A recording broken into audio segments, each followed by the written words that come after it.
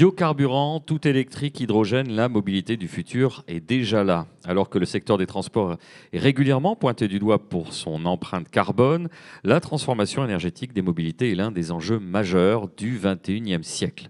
De nombreux projets germent en France et ailleurs, mais qui, des biocarburants, de l'électrique ou encore de l'hydrogène, remportera la mise? Et d'ailleurs, le pétrole est-il vraiment sur le point de disparaître malgré les vœux du plus grand nombre? On en débat tout de suite avec Jean-Michel Diaz, qui est directeur Sud PACA Corse de Total Énergie. Il échange avec Étienne Gernel, le directeur du Point, et Romain Gonzalez, journaliste au Point. Sous vos applaudissements, mesdames, messieurs. Merci Boris. Bonjour Jean-Michel Diaz. Bonjour Étienne.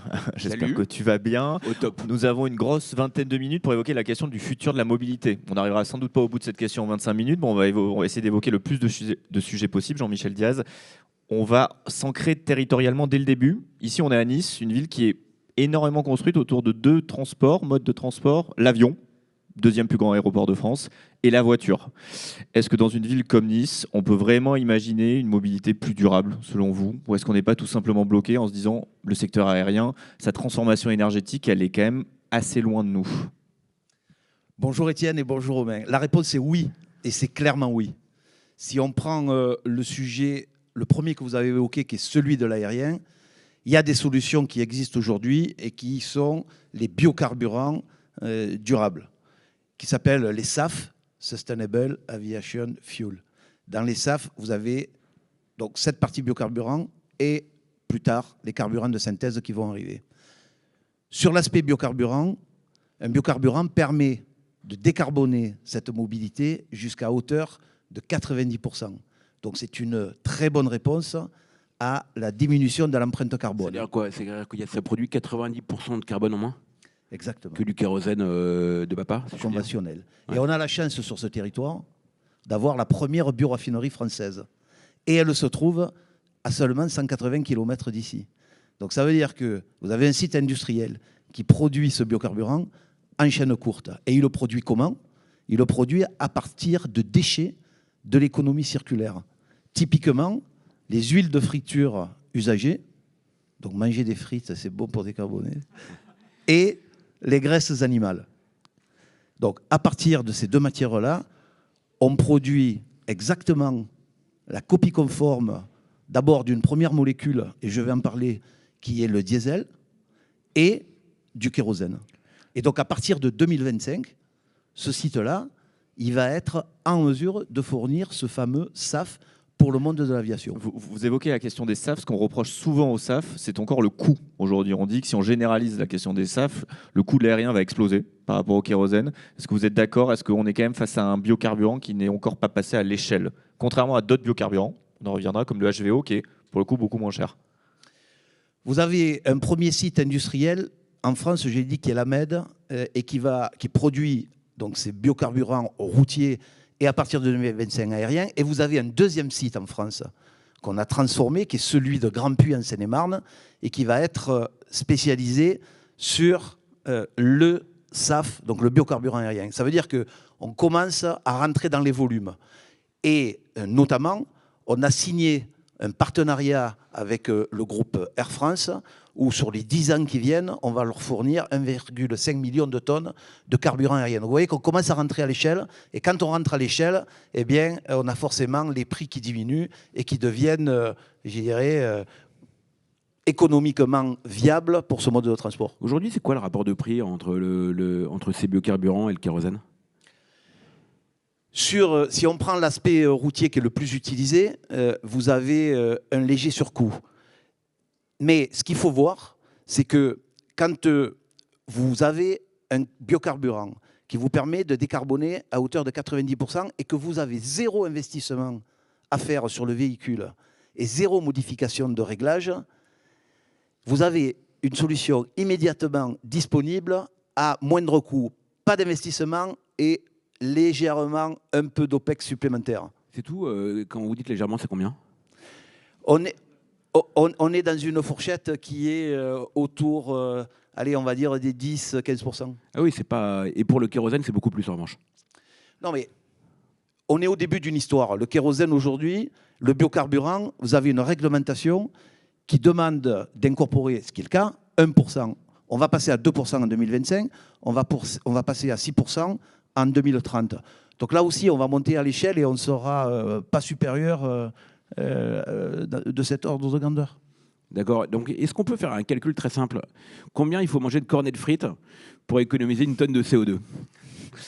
Pour la question du biocarburant, notamment pour le secteur routier, l'avantage de ce biocarburant, c'est comme vous l'avez dit, il n'y a pas d'investissement à faire parce qu'on peut le mettre dans une voiture qui roule au diesel. C'est donc une manne qui paraît assez irréelle. Est-ce que selon vous, Jean-Michel Diaz, l'électrification à marche forcée du secteur routier au sens large, quand on a dit apparemment en Europe il n'y aura plus de voitures à essence à partir de 2035, c'était pas aller contre le sens de cette histoire-là du biocarburant? Vous vous êtes pas dit tout de suite on est allé trop vite vers le tout électrique alors qu'il y a une autre solution qui est peut-être plus efficace, à moindre coût et qui ne nécessite aussi pas l'infrastructure de bornes électriques qui est assez importante à mettre en place?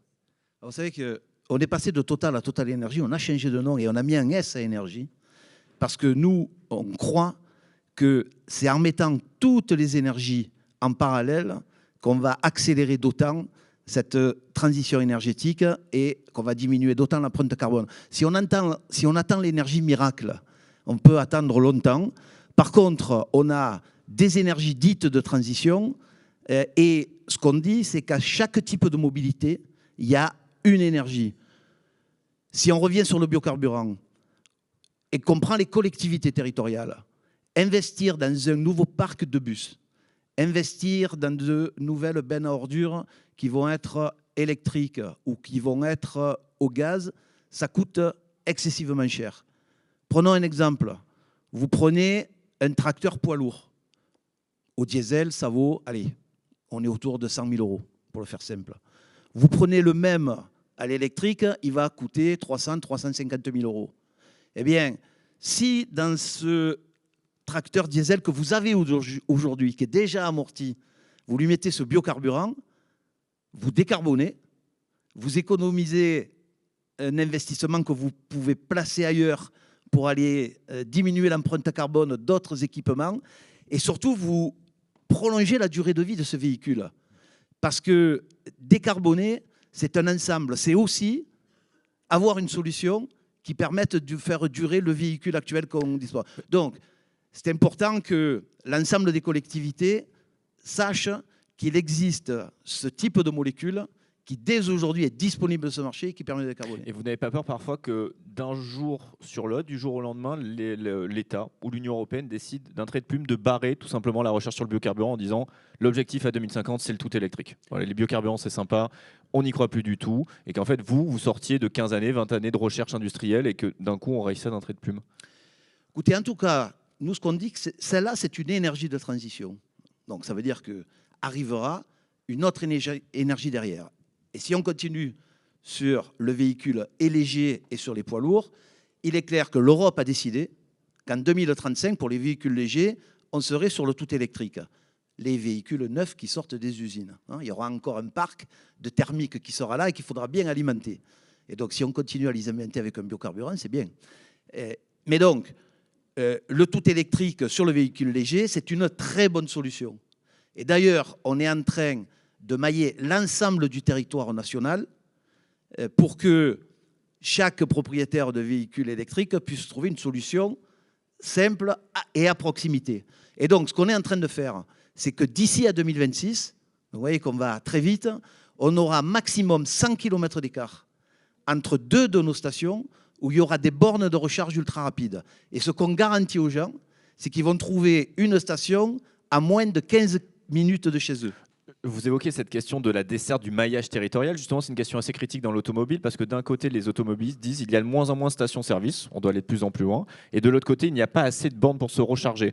Est-ce que selon vous, on n'est pas dans un entre-deux dans lequel en fait, on a plutôt tendance à abandonner la bagnole parce qu'en fait, on ne peut plus la charger nulle part, tout simplement? Parce qu'on n'est pas au milieu du gué, là, tout simplement au niveau de l'infrastructure. En tout cas, chez Total Énergie, on ne diminue pas les stations-service et même on en ouvre de nouvelles. Je prends le monde rural.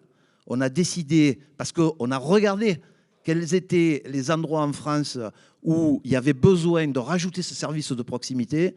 Et donc, on va réouvrir une vingtaine de stations dans le monde rural. Donc, vous voyez, nous, on fait l'inverse. Et puis, en plus, on apporte du service. Parce que quand on vient d'acheter un véhicule électrique, des fois, c'est compliqué la première fois pour se brancher, pour sortir sa carte, etc. Et donc, on vient en fait de créer un nouveau métier qui est le métier de borniste. Il y a le métier de pompiste. On a remis des pompistes d'ailleurs dans les stations. Et bien maintenant, vous trouvez le borniste. Voilà, donc on apporte un service de proximité pour faciliter l'usage. Et puis, ce qu'on fait aussi, c'est que dans les cœurs de ville,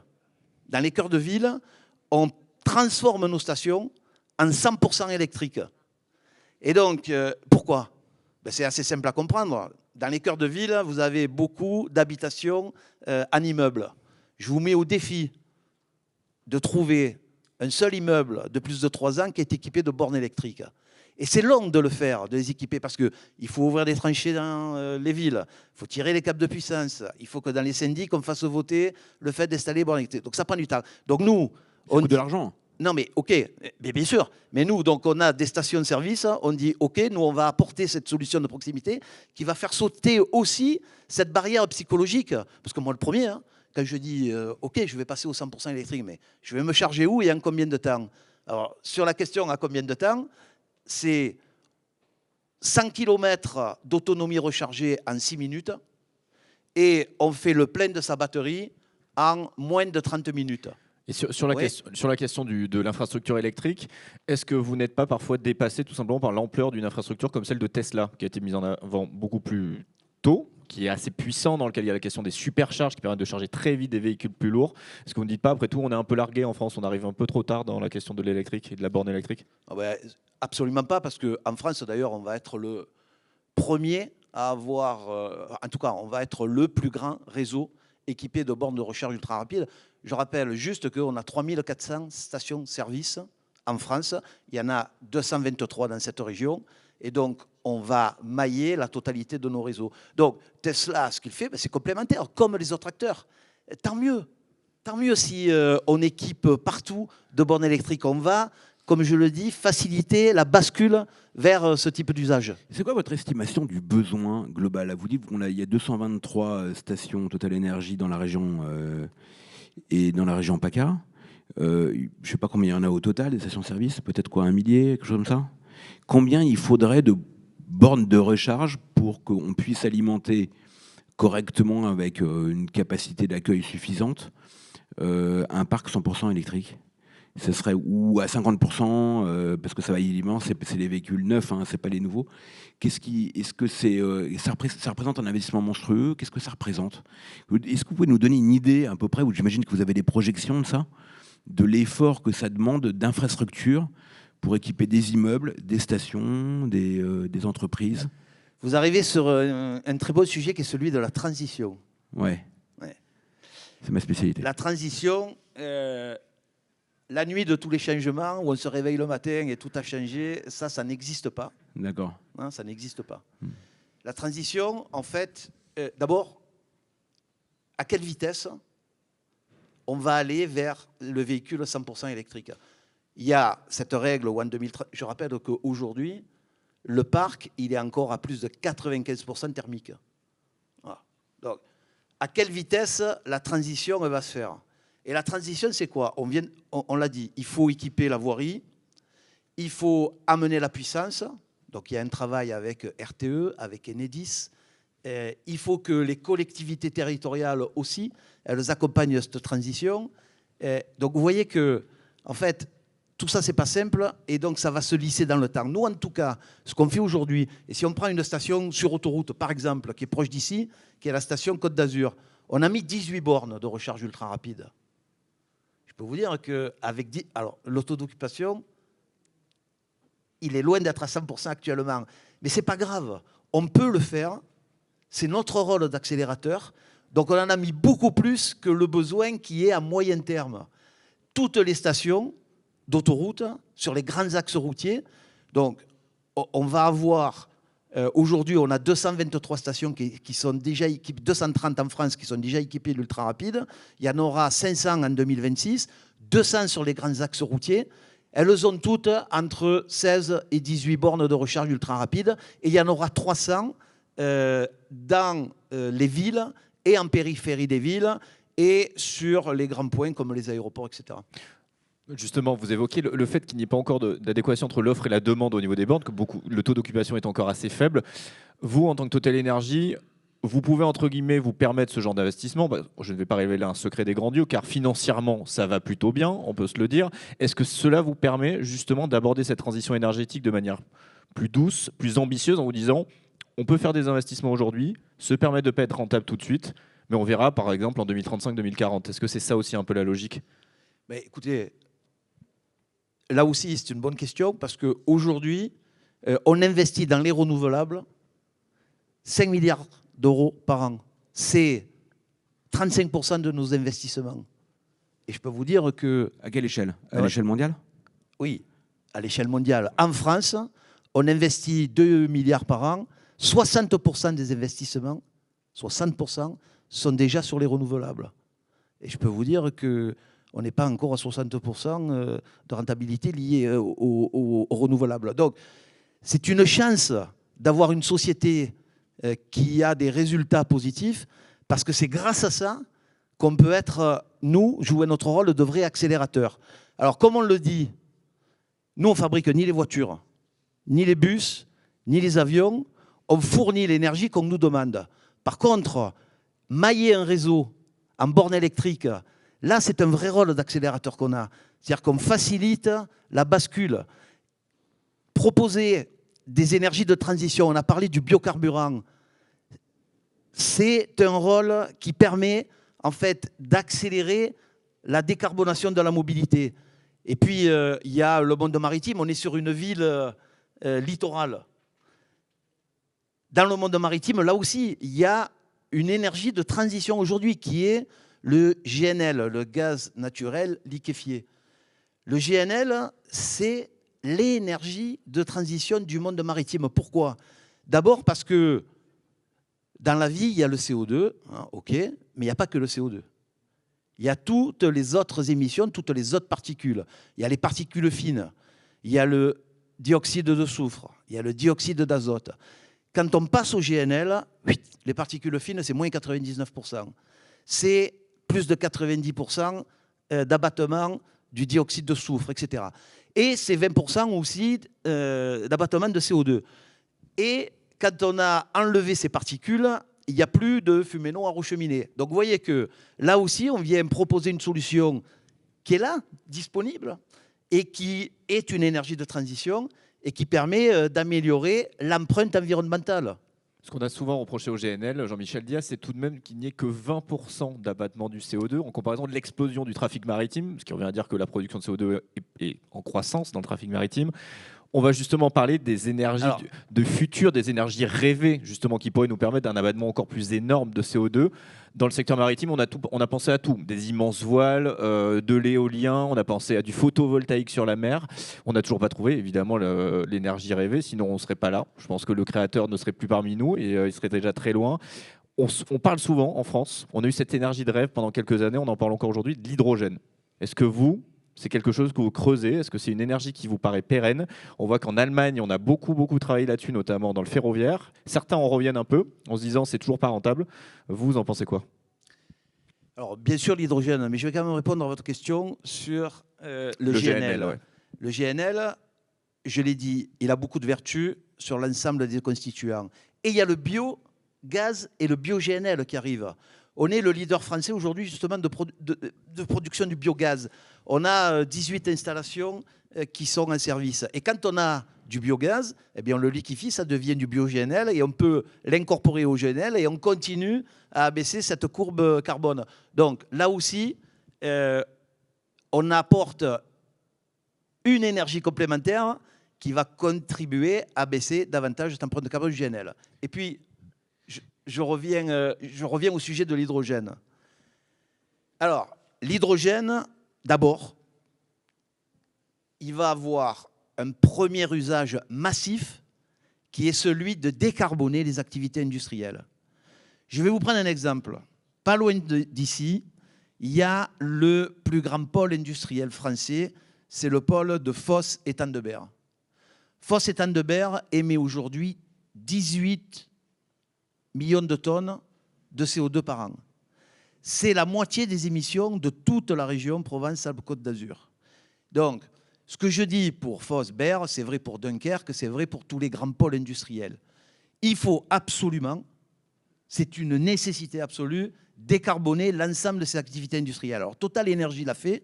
En premier, on a montré l'exemple avec la MED, puisqu'on l'a converti de raffinerie en bioraffinerie. Je le disais, la première française.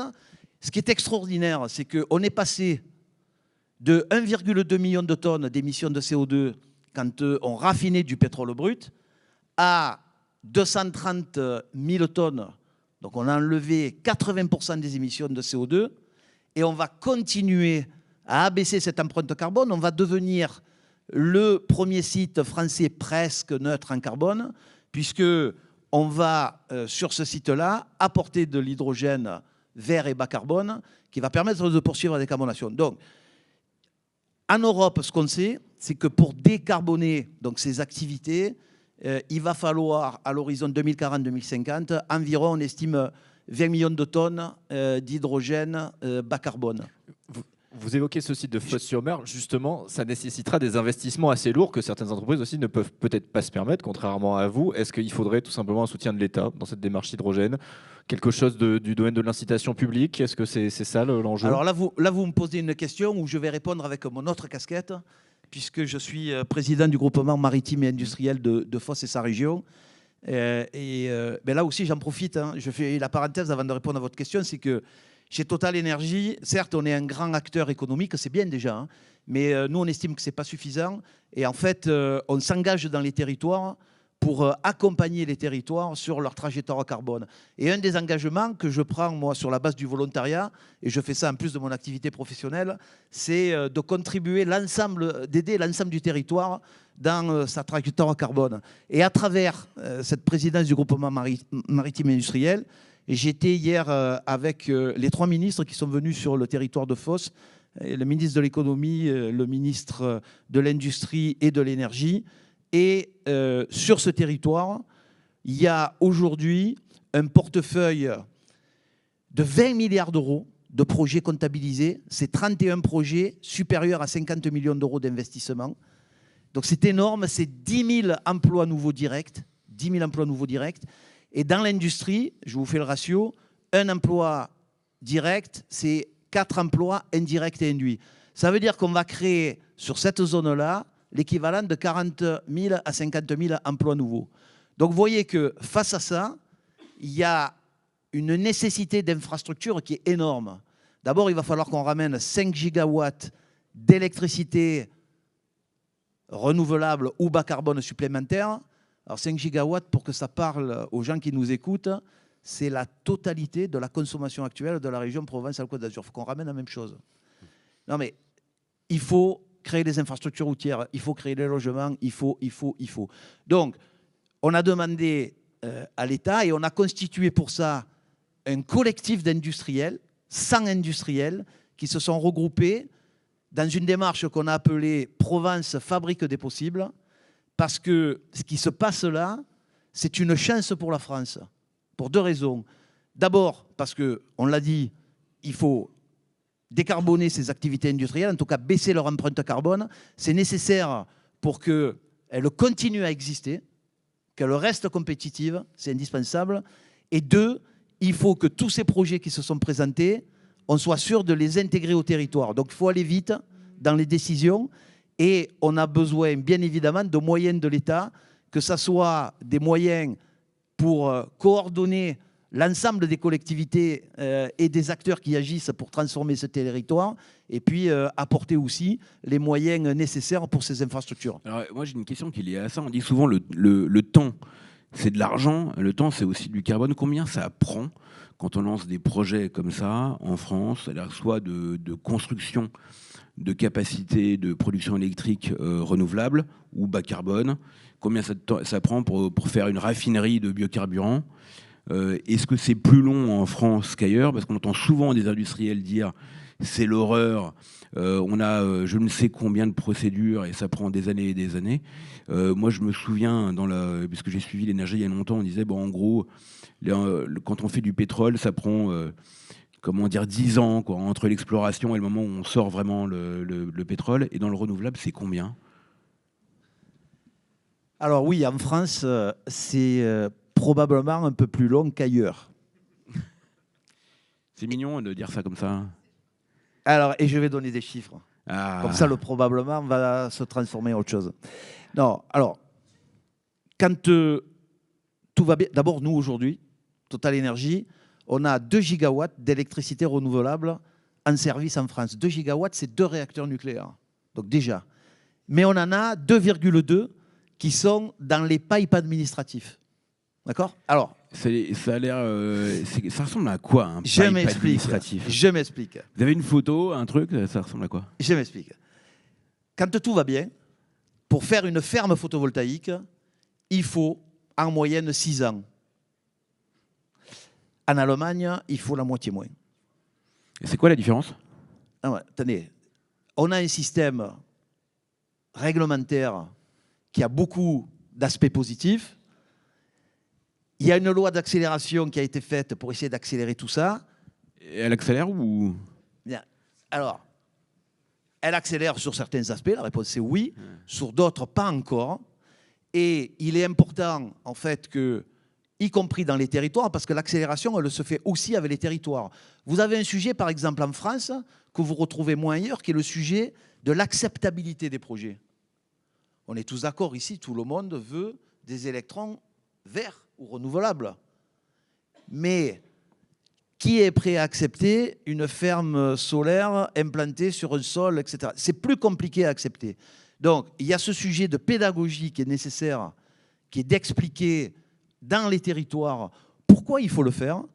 Et donc, ce qu'on a fait chez Total Énergie, c'est qu'on a lancé des cercles de réflexion dans les territoires où on réunit tous les acteurs d'un territoire avec cette idée qui est de dire, regardons ensemble quels sont encore les freins dans ce territoire, quels sont les accélérateurs possibles pour aller plus vite sur ces renouvelables. Parce que, certes, il y a la réglementation qui prend du temps, mais vous avez aussi, dans les préfectures, vous avez les services de l'État en région. Et dans les services de l'État en région, il y a besoin, nous qui avons la compétence, de venir réfléchir ensemble sur comment on peut faire pour accélérer tout ça. Et donc, c'est notre rôle. Et puis, je ne parle pas de l'éolien. C'est encore plus long. Il faut environ une dizaine d'années. Et si vous regardez d'autres pays, prenez le Royaume-Uni. 35% de leur portefeuille énergétique aujourd'hui est renouvelable. Ils ont plus de 3000 éoliennes. Bon, nous, en France, on vient de démarrer le premier parc. Donc, Les éoliennes en mer, on parle de ça là. oui, les éoliennes en mer. Alors, vous avez donc celles qui sont ancrées aujourd'hui, et puis demain, vous aurez les flottantes. Mais bon, voilà, ça prend du temps, mais il y a la nécessité dans les territoires, parce que c'est vraiment une question. Les fermes photovoltaïques, c'est une question d'ancrage territorial. C'est avec les territoires que ça se fait. La planification, c'est avec les territoires. On ne peut pas y arriver tout seul. Total Énergie, tout seul, il ne peut pas y arriver. Il peut avoir ce rôle d'accélérateur, c'est ce qu'on fait. On apporte cette compétence, on réunit les gens autour de nous et on leur dit, voilà, on est prêt à vous aider et ensemble, on va y arriver. On ne peut pas y arriver tout seul. Jean-Michel Diaz, je vais enfiler ma casquette de maître des horloges car le temps est terminé. Je vous remercie. Merci beaucoup Merci pour mille votre fois. participation. Merci, on peut l'applaudir. Merci Boris. beaucoup.